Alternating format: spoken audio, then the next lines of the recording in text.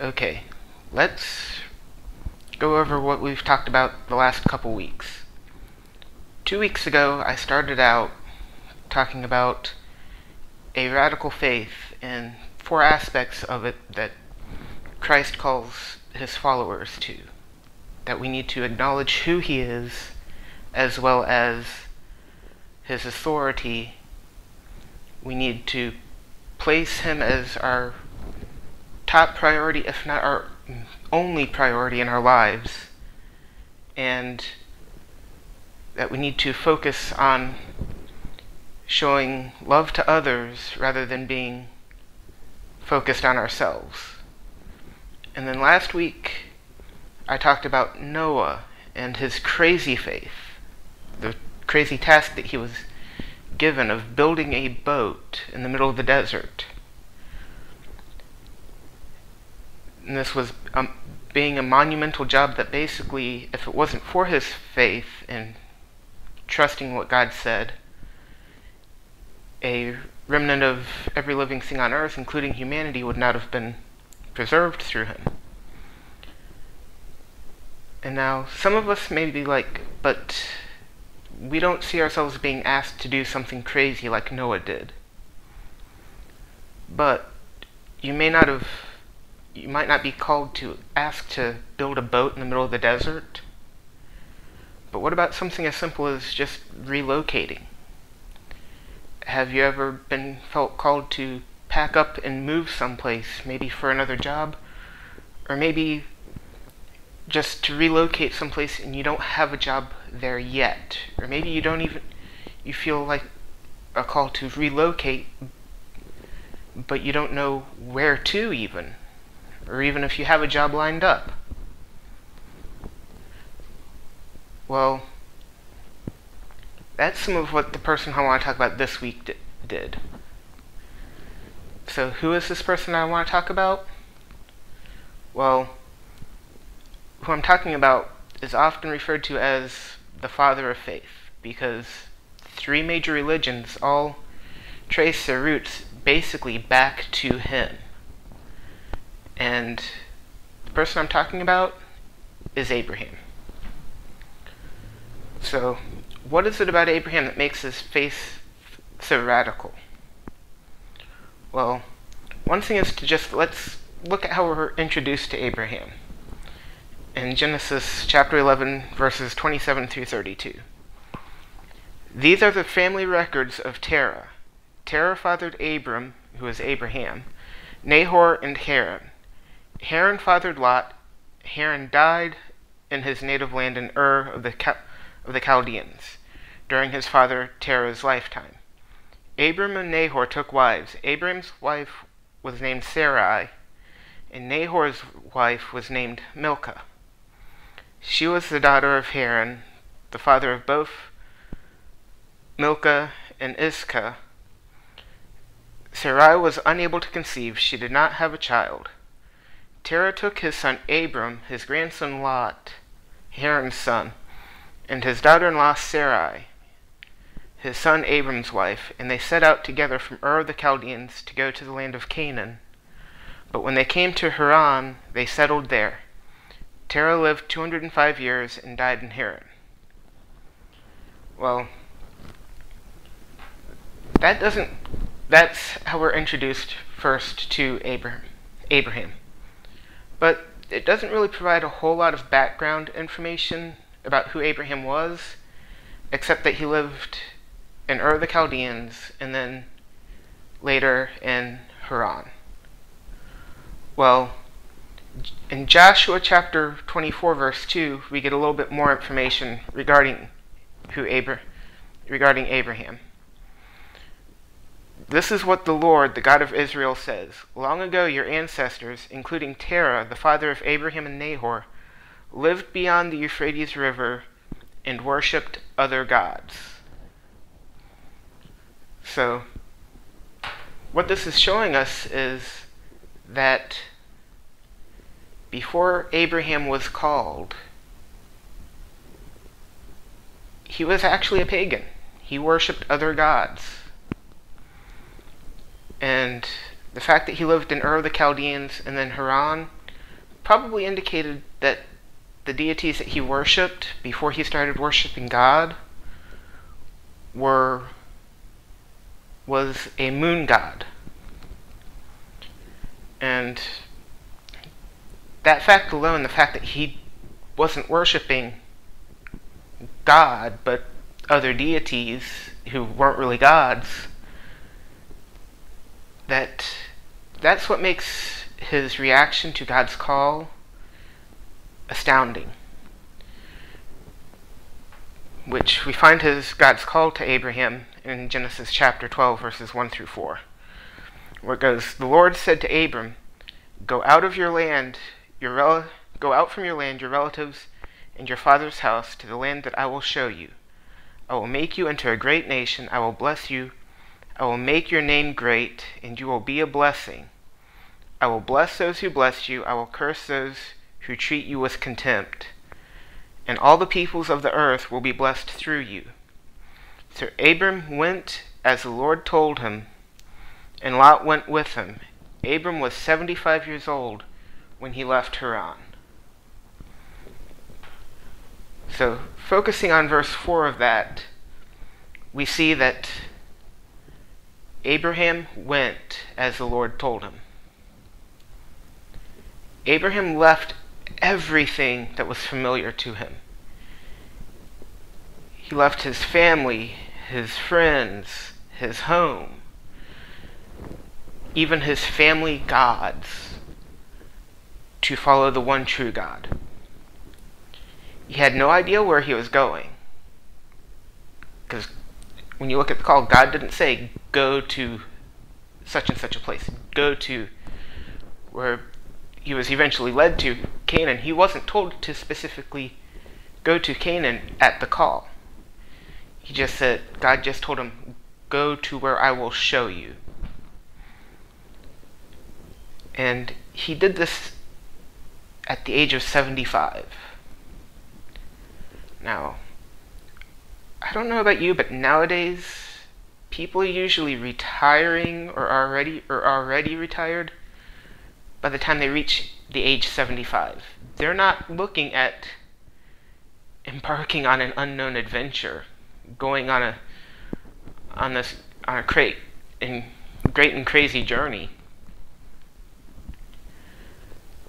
But let's go on to see more about this call in verses 5 through 8 of chapter 12.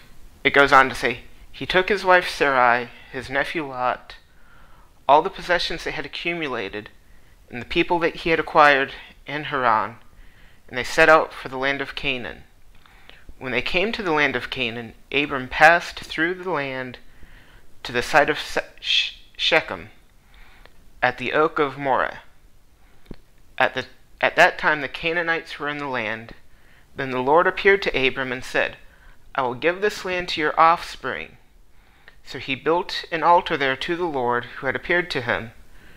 From there he moved on to the hill country east of Bethel and pitched his tent, with Bethel on the west and Ai on the east. He built an altar to Yahweh there and called on the name of Yahweh. So, after being called by God to go to a location he had no clue of where, what did Abraham do? He packed up and went. And God led him to Canaan. But not only that, but he started to call on God and worship him as well. Abraham turned his back on his past. He turned his back on the gods that he was worshiping beyond the Euphrates and looked to the promises that Yahweh, God, had provided. And some of these promises would probably seem far-fetched in today's standards, let alone back then. Because at 75, Abraham was childless. Yet, God promised to give the land to Abraham's offspring. Sarah, or Sarai, at the time, was about 65, so she was well past the age of childbearing. But yet, later on, if you go reading further in through Genesis, you will see that it's through her that Abraham's offspring will come. So Abraham was completely sold out to God. He trusted God. I mean, as I mentioned last week when talking about righteousness with Noah, how I referred to a verse that often describes Abraham as he believed God and it was counted to him as righteousness. But Abraham's being sold out to God is apparent later on when you get to Genesis chapter 22, verses 1 through 3, where it goes, "After these things God tested Abraham and said to him, 'Abraham, here I am,' he answered. 'Take your son,' God said, 'your only son Isaac, whom you love, go to the land of Moriah and offer him there as a burnt offering on one of the mountains I will tell you about.'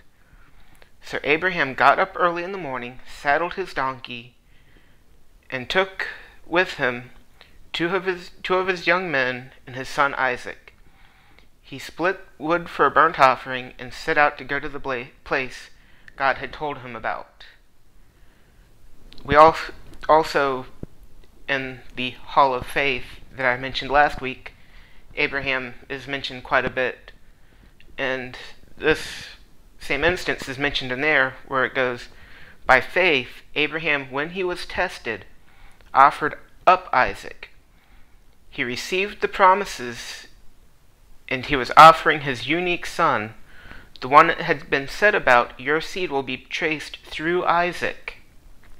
He considered God to be able even to raise someone from the dead, and as an illustration, he received him back." So in this instance, we see that God asked Abraham to offer up Isaac, his promised son, the offspring that blessings would come through, that would inherit the land of Canaan, to offer him up as a sacrifice. And Abraham trusted in God's promise regarding Isaac being the offspring that would receive the inheritance of the land of Canaan, receive the blessings, and was willing to still offer Isaac up as a sacrifice, trusting that God had a plan, which God's plan was, seeing that Abraham was willing to trust God so far as to even offer up Isaac as a sacrifice, that rather than have Abraham go through with the sacrifice, provided a ram. But Abraham's faith is an example for all Christians, because for us to look to and for us to try and live by, because Abraham was saved by faith. He lived by faith. And he obeyed God due to his faith, even when he did not know the how, the where, the when, or the whys. He trusted God. One example of this in my own life was about 4 years ago. I was offered an opportunity to intern with a church plant. And I spent some time praying about it. It was an opportunity that could have turned into something more, which, although it didn't, I'd prayed about it, ended up things just fell in place to first allow me to go, including ways of affording to make the drive up to Virginia, which is where the internship was, as well as some other personal situations that I was kind of on the fence about regarding whether to take the internship. And as I said, everything just kind of fell in place to allow me to be part of this internship, be part of this church plant for the summer. And while, as I mentioned, it didn't pan out to be anything more, it opened doors for me with meeting people, making friendships, connections with people that I still regularly talk, every so often will talk with the pastor from this church plant and do stuff with him, ministry-wise, with some other ministries he has going. Working with his websites, things like that. But he's also a person that I've learned over the past year, really, that I know if I have something I need someone to pray about for me, I can call him up, text him, email him, and he won't give me the, okay, I'll pray for you about it. He will right then and there pray with me. And if I hadn't obeyed God's call to go on this internship up in Richmond, I probably would have never made that connection. And that's just one example of how God can work through just being obedient to being willing to relocate, even if it's a temporary relocation. But then also, going back to Abraham, just like Noah, he had his setbacks. And when he had these setbacks, these failings in his faith, they led to consequences, which they were not just consequences only for him, but some of them are consequences that his direct offspring had to deal with, as well as some even to today. When you look at Abraham's faith and how his story is presented in the Bible, it's lined up kind of like a series of tests, some of which he passed, such as leaving his homeland, leaving his family and friends, leaving all he was familiar with behind, and going to an unknown place, worshiping to him an unknown God, to the ultimate test of offering up his promised offspring as a sacrifice. But there are other tests where his faith failed. And one of them's right after his initial calling. In Genesis chapter 12, 10 through 20, we read, "There was a famine in the land, so Abram went down to Egypt to live there for a while because the famine in the land was severe. When he was about to enter Egypt, he said to his wife Sarai, 'Look, I know what a beautiful woman you are. When the Egyptians see you, they will say, "This is his wife." They will kill me, but let you live.' Please say you're my sister, so it will go well for me because of you, and my life will be spared on your account." When Abram entered Egypt, the Egyptians saw that the woman was very beautiful. Pharaoh's officials saw her and praised her to Pharaoh, so the woman was taken to Pharaoh's household. He treated Abram well because of her, and Abram acquired flocks, herds, male and female donkeys, male and female slaves, and camels because of Abram's wife Sarai. So Pharaoh's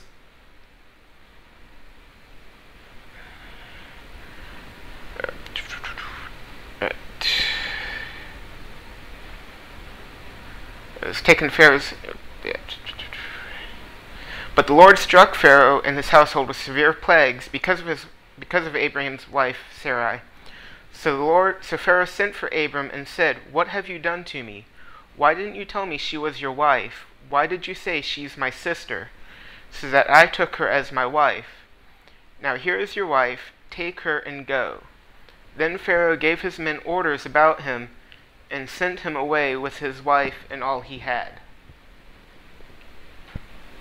So, the thing about this story in Abram's life was, when that famine came, God never told Abram to leave the land of Canaan and go to Egypt. So, first off, we see, because Abraham didn't trust that God would provide for him going to Egypt, where the famine didn't seem quite as severe. And the second part of it is, Abraham feared the Egyptians because of his wife. He feared that if the Egyptians knew that Sarah was his wife, they would kill him. So he also, not only didn't he trust God for provision, he didn't trust God for protection. And this led to some consequences that Abraham had to deal with, Isaac to an extent probably had to deal with, but even the Israelites later on and the Jews had to deal with. One of them was, later on when you look at one point when God promises Abraham an offspring, Sarah gives him an Egyptian slave to sleep with, to try and speed God along. They possibly picked up Hagar, the Egyptian slave girl, when they were in Egypt. And the result of that was Ishmael, which ended up causing trouble with the Hebrews and the Jews. And there's some believe that, I've heard someplace that even Muslims today basically trace their roots back to Abraham through the line of Ishmael.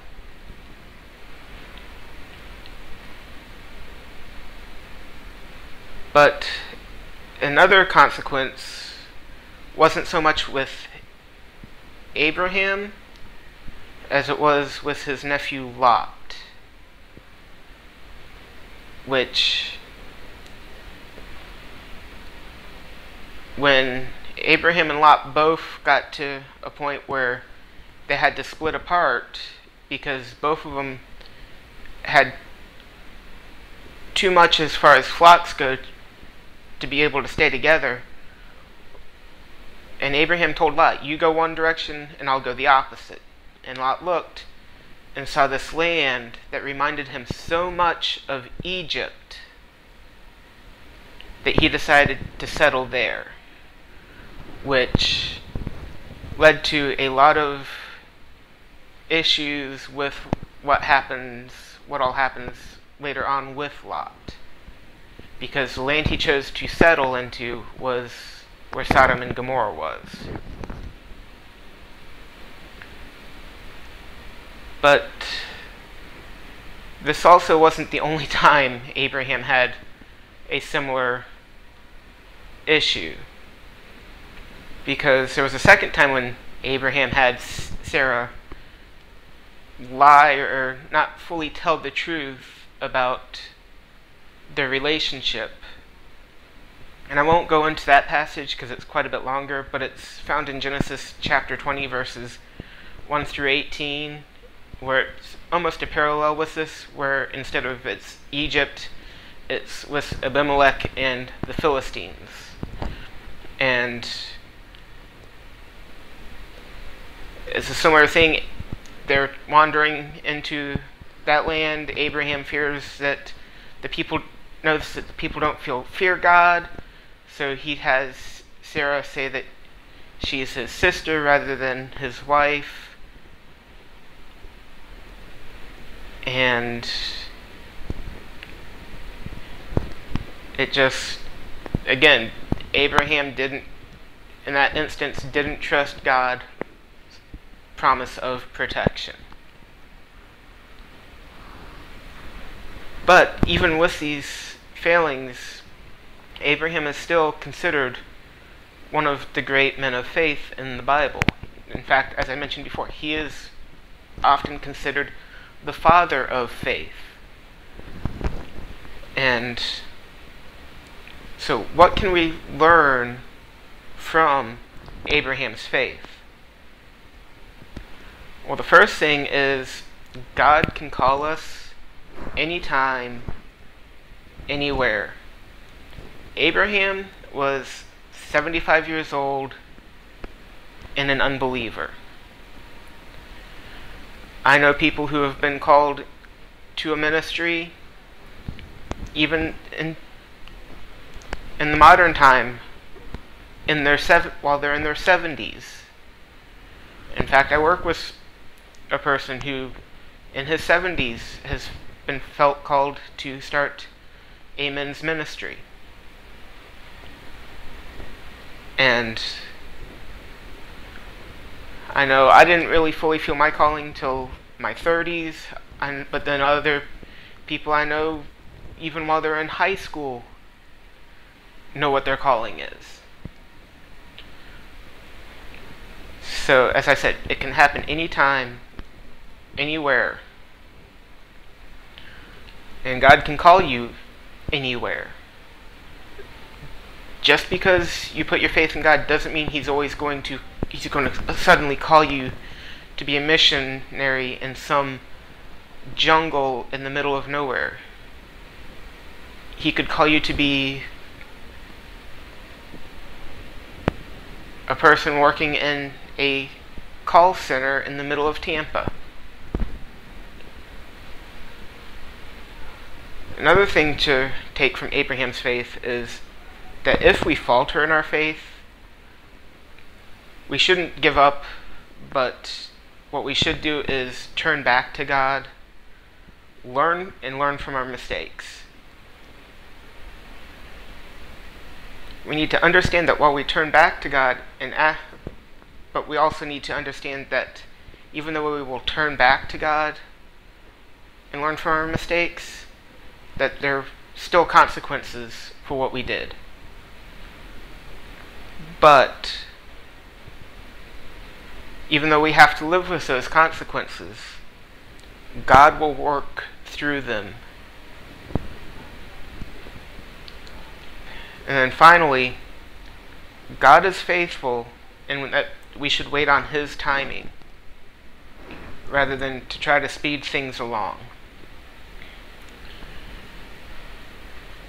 I mean, that was one of Abraham's failings in faith as well, was when he was, at one time when he was promised an offspring, rather than wait on God's timing for the offspring that was going to come through Sarai, for Isaac, him and Sarah conceived a plan of him sleeping with Hagar to get an heir, which led to Ishmael, which God later told Abraham, yeah, I'll bless Ishmael because of you, but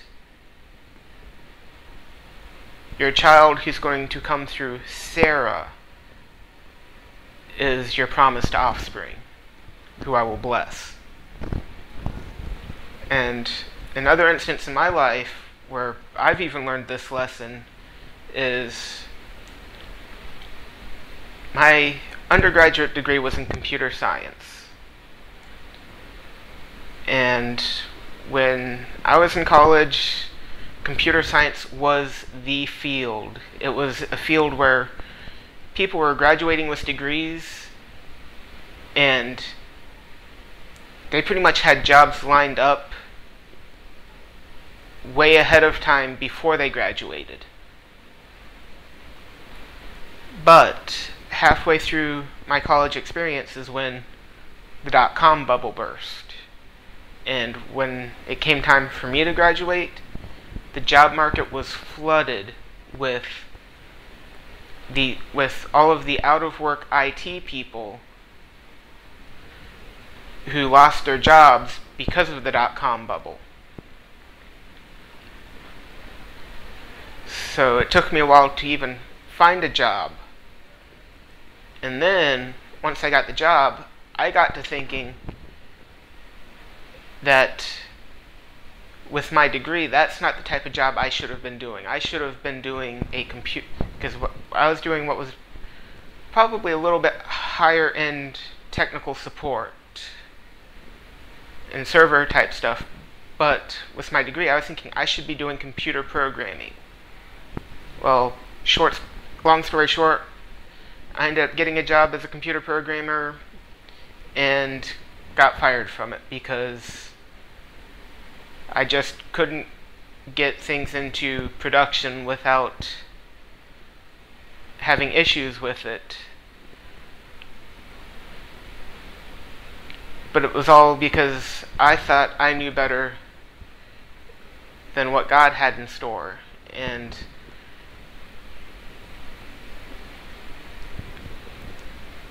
that's basically the one thing you can learn from even trying to speed things up is God knows why you have to wait for something.